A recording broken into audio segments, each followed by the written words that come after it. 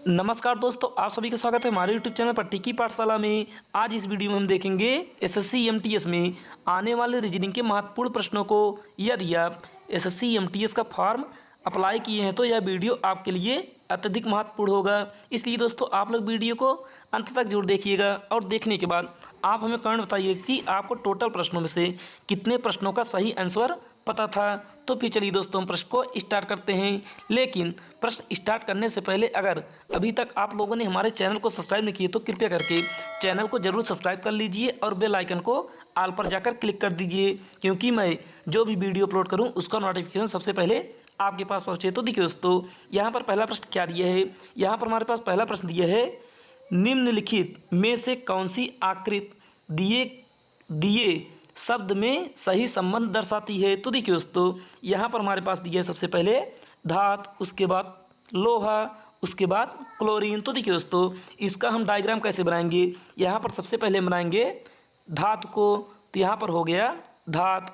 अब उसके बाद आगे यहाँ पर दिया है लोहा। अब देखेंगे कि इस धातु से इस लोहे का कोई संबंध है कि नहीं। तो यहाँ पर दोस्तों लोहा जो होगा वह एक धातु होगा, यानी कि धातु के अंदर आएगा लोहा। तो यहाँ पर हम अंदर बनाएंगे लोहे को। उसके बाद फिर आगे यहाँ पर दिया है क्लोरीन। अब देखिए दोस्तों, क्लोरीन एक गैस है और यहाँ पर देखेंगे कि क्लोरीन का संबंध लोहे से और क्लोरीन का संबंध धातु से किसी प्रकार से है कि नहीं। तो देखिए दोस्तों, यहाँ पर क्लोरीन का संबंध ना तो लोहे से होगा ना ही धातु से।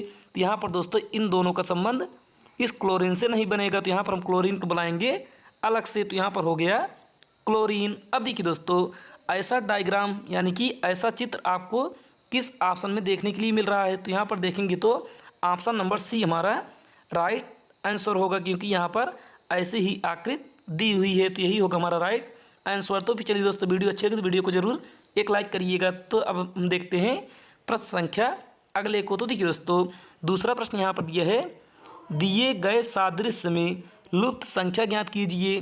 तो देखिए दोस्तों, यहाँ पर दिया है हमारे पास सबसे पहले यहाँ पर दिया है 14, उसके बाद अनुपात 2744, उसके बाद यहाँ पर दिया है समानुपात, उसके बाद दिया है यहाँ पर 18 और फिर अनुपात प्रश्नवाचक चिन्ह। तो देखिए दोस्तों, यहाँ पर हम बताएंगे कि इस प्रश्नवाचक चिन्ह के स्थान पर कौन सी संख्या होगी। तो देखिए आप यहाँ पर सबसे पहले ढूंढेंगे कि इस 14 का संबंध इस 2744 से कैसे है। वही संबंध दोस्तों यहाँ पर हम 18 में लगाएंगे। तो देखिए, अगर आप दोस्तों यहाँ पर 14 का करते हैं, 14 का अगर आप करते हैं क्यूब यानी कि 14 का पावर करेंगे 3, तो यहाँ पर कितना होगा, 14 की पावर 3 करेंगे तो यहाँ पर होगा 2744, यानी कि आगे यहाँ पर दोस्तों 14 का क्यूब दिया हुआ है। उसी प्रकार से दोस्तों अब हम यहाँ पर 18 का क्यूब निकालेंगे। देखिए दोस्तों, आपको सिंपल 1 से लेकर 30 तक क्यूब आना चाहिए। तो देखिए दोस्तों, यहाँ पर अब हम 18 का क्यूब निकालेंगे तो कितना होगा।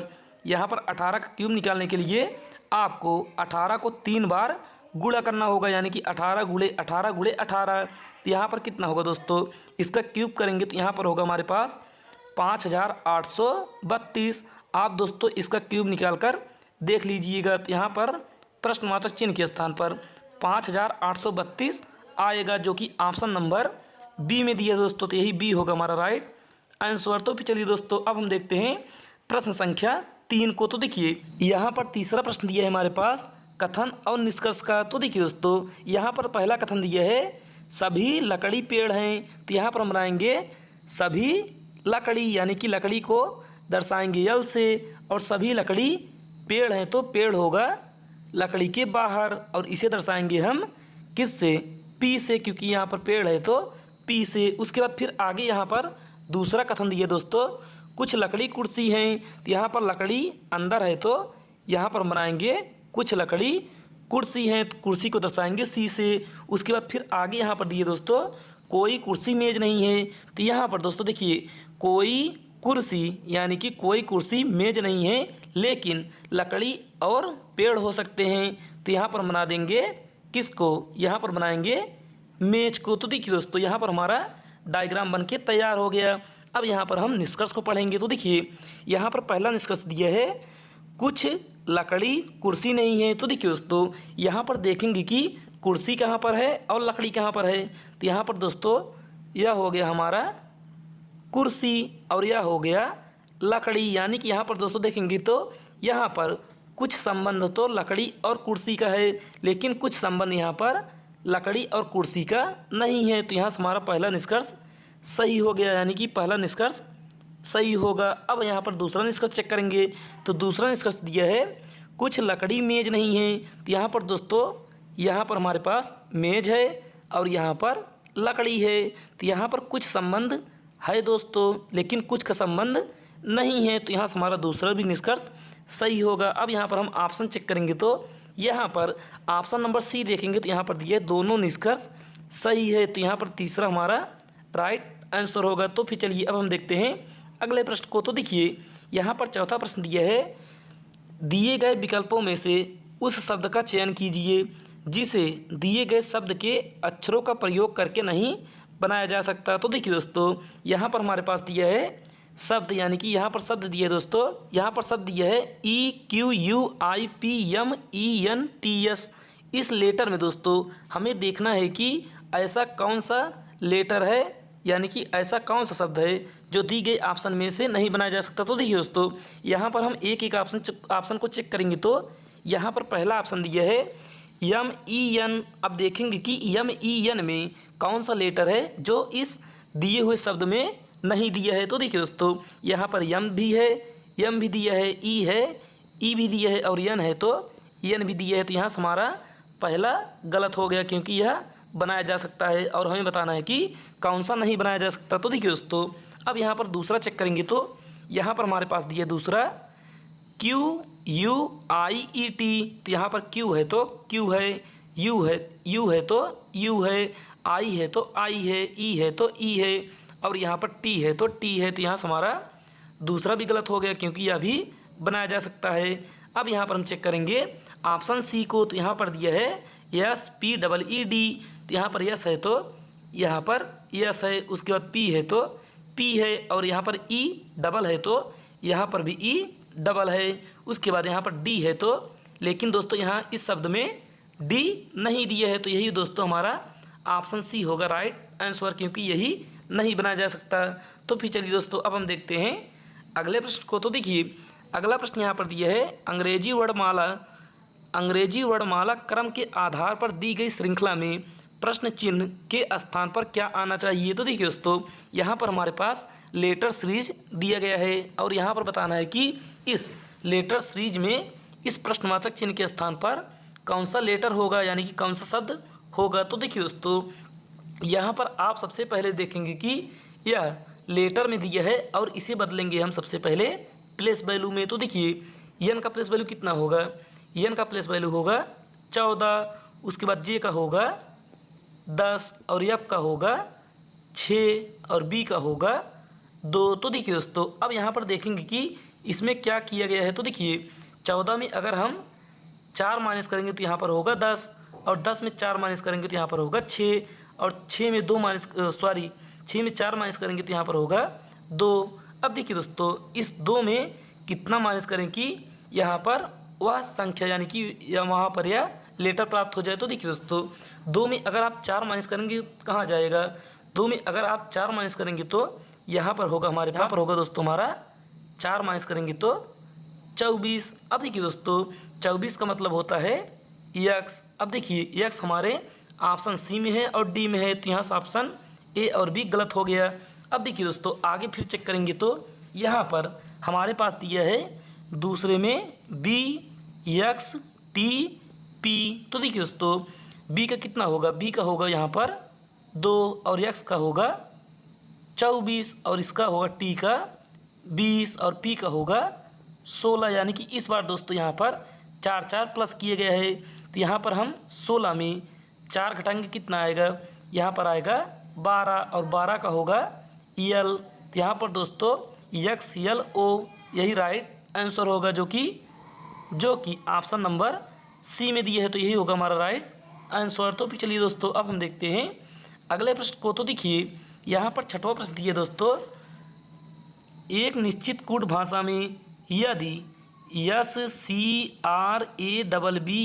को 19, 3, 18, 1, 2, 2, 12 और 5 के रूप में कूटबद्ध किया जाता है, तो उसी कूट भाषा में यानी कि उसी भाषा में STUNNED को किस प्रकार कूटबद्ध किया जाएगा। तो देखिए दोस्तों, यहाँ पर हम देखेंगे तो यहाँ पर यस का कूट 19 किया गया है, यानी कि यस का प्लेस वैल्यू 19 होता है और सी का 3 होगा, आर का 18, ए का 1, बी का 2 और बी का 2, एल का 12 और ई का 5। यानी कि दोस्तों देखिए यहाँ पर जो लेटर दिया है उसी का प्लेस वैल्यू यहाँ पर आगे दे दिया है। अब यहाँ पर दोस्तों हम निकालेंगे STU यानी कि अगले वाले लेटर का प्लेस वैल्यू। तो देखिए दोस्तों, यहाँ पर यस है तो यस का होगा यहाँ पर प्लेस वैल्यू 19, उसके बाद टी का होगा 20 और यू का होगा 21, एन का होगा 14 और फिर एन का होगा 14 और ई का होगा 5 और डी का होगा 4। तो देखिए दोस्तों, यहाँ पर दिया है 19, 20, 21, 14, 14। तो यहाँ पर हमारे ऑप्शन देखेंगे तो यहाँ पर ऑप्शन ए को देखेंगे तो 19, 20, 21, 14 और 15 दिए है, तो यहाँ से हमारा पहला गलत हो गया। अब दूसरे को चेक करेंगे तो यहाँ पर 19, 20 और यहाँ पर 22 दिया है, तो यहाँ से हमारा दूसरा भी गलत हो गया। अब यहाँ पर हम तीसरे को चेक करेंगे तो 19, 20, 21, 14, 14 और 54, तो यहाँ से हमारा ऑप्शन सी होगा राइट आंसर, यानी कि तीसरा होगा हमारा करेक्ट उत्तर। तो चलिए दोस्तों, अब हम देखते हैं प्रश्न संख्या 7 को। तो देखिए दोस्तों, 7वां प्रश्न यहाँ पर दिया है, निम्नलिखित श्रेणी में लुप्त पद क्या है, यानी कि निम्नलिखित श्रेणी में लुप्त पद है, यानी कि यहाँ पर हमें प्रश्नवाचक चिन्ह के स्थान पर बताना है कि कौन सी संख्या होगी। तो देखिए दोस्तों, यहाँ पर आप देखेंगे तो यहाँ पर श्रृंखला दी है हमारे पास 37, 40, 45, 52, 61, 72, 85, यानी कि यह श्रेणी हमारी धीमे धीमे से बढ़ रही है। तो यहाँ पर हम करेंगे प्लस। तो देखिए दोस्तों, 37 में कितना प्लस करें कि यहाँ पर 40 हो जाए। तो यहाँ पर 37 में दोस्तों अगर हम 3 प्लस करेंगे तो यहाँ पर होगा 40, और 40 में अगर हम 5 प्लस करेंगे तो यहाँ पर होगा 45, और 45 में दोस्तों अगर हम 7 प्लस करेंगे तो यहाँ पर होगा 52, और 52 में दोस्तों हम कितना प्लस करें कि यहाँ पर 61 हो जाए। तो यहाँ पर 52 में 9 प्लस करेंगे तो यहाँ पर होगा 61, और दोस्तों 61 में अगर 11 प्लस करेंगे तो यहाँ पर होगा 72, और 72 में दोस्तों हम यहाँ पर 13 प्लस करेंगे तो यहाँ पर होगा 85। अब दोस्तों देखिए यहाँ पर 85 में कितना प्लस करें कि इस प्रश्नवाचक चिन्ह के स्थान पर वह संख्या प्राप्त हो जाए। तो देखिए दोस्तों, यहाँ पर सबसे पहले हमने 3 प्लस किया, उसके बाद 5, उसके बाद 7, उसके बाद 9, उसके बाद 11, उसके बाद 13, यानी कि विषम संख्याओं को प्लस किया है। तो यहाँ पर 13 के बाद विषम संख्या होगी दोस्तों 15। तो इस 85 में अगर हम 15 प्लस करेंगे तो कितना आएगा, इस 85 में 15 प्लस करेंगे तो यहाँ पर होगा 5, 5, 10 हासिल 1, 8, 1, 9, 1, 10, यानी कि यहाँ पर हो गया 100 होगा यहाँ पर प्रश्नवाचक चिन्ह के स्थान पर वह संख्या, जो कि ऑप्शन नंबर डी में दी है दोस्तों। तो यही होगा हमारा राइट आंसर। तो चलिए दोस्तों, अब हम देखते हैं प्रश्न संख्या अगले को। तो यहाँ पर दोस्तों 8वां प्रश्न दिया है हमारे पास, एक पासे की 4 स्थितियाँ नीचे दर्शाई गई हैं, 3 की विपरीत सतह कौन सी होगी। तो देखिए दोस्तों, यहाँ पर हमारे पास 4 डाइस दिया है, यानी कि 4 पासा दिया है, और हमें बताना है कि 3 की विपरीत सतह कौन सी होगी। तो देखिए दोस्तों, यहाँ पर हम कोई भी 2 पासा उठाएंगे तो यहाँ पर हम पहले और दूसरे को सबसे पहले उठाएंगे। तो देखिए दोस्तों, यहाँ पर पहले और दूसरे को देखेंगे तो इसमें कोई भी सतह कॉमन नहीं बन रही है। तो यहाँ पर हम दोस्तों पहले और दूसरे को छोड़ देंगे। तो यहाँ पर हम उठाएंगे पहले और तीसरे को, क्योंकि दोस्तों यहाँ पर कम से कम एक सतह कॉमन होनी चाहिए। तो यहाँ पर दोस्तों देखेंगे पहले और तीसरे में तो यहाँ पर 2 सतह कॉमन है, यहाँ पर 3 और 1, और यहाँ पर 3 और 1। तो यहाँ पर दोस्तों जो बचेगा, यानी कि जो सतह बचेगी वह एक दूसरे के विपरीत होगा। तो यहाँ पर 6 की विपरीत होगा 5, तो यहाँ पर 6 की विपरीत हो जाएगी 5, और 5 की विपरीत होगा 6। तो यहाँ से हमारा ऑप्शन डी कट गया, क्योंकि यहाँ पर 3 की विपरीत पूछा है तो यहाँ पर 6 हमारा कट जाएगा। अब यहाँ पर दोस्तों हम पासे को, यानी कि यहाँ पर दूसरे पासे को और चौथे पासे को उठाएंगे। तो यहाँ पर दोस्तों देखिए यहाँ पर दिया है 2 और यहाँ पर भी है 2, यानी कि 2 2 कॉमन है। तो देखिए दोस्तों 2 कॉमन है तो यहाँ पर हम 2 को पकड़ेंगे और घड़ी की दिशा में घुमाएंगे और यहाँ पर 2 को पकड़ेंगे तो घड़ी की दिशा में घुमाएंगे। तो यहाँ पर कितना होगा दोस्तों, यहाँ पर हमारे पास होगा, अगर इसे हम घड़ी की दिशा में घुमाएंगे तो यहाँ पर आएगा सबसे पहले 2, 6 और 3, और इसे घुमाएंगे तो 2, 5 और 4। तो देखिए दोस्तों, यहाँ पर हमें पता करना था 3 के विपरीत, तो 3 के विपरीत यहाँ पर होगा 4, जो कि ऑप्शन नंबर बी में, सॉरी दोस्तों, जो कि ऑप्शन नंबर सी में दिया है। तो ये होगा हमारा राइट आंसर। तो चलिए दोस्तों, अब हम देखते हैं प्रश्न संख्या 9 को। तो देखिए दोस्तों, 9वां प्रश्न यहाँ पर दिया है, अनुक्रम में अगला पद ज्ञात कीजिए। तो देखिए दोस्तों, यहाँ पर हमारे पास अनुक्रम दिया है AB, A कॉमा A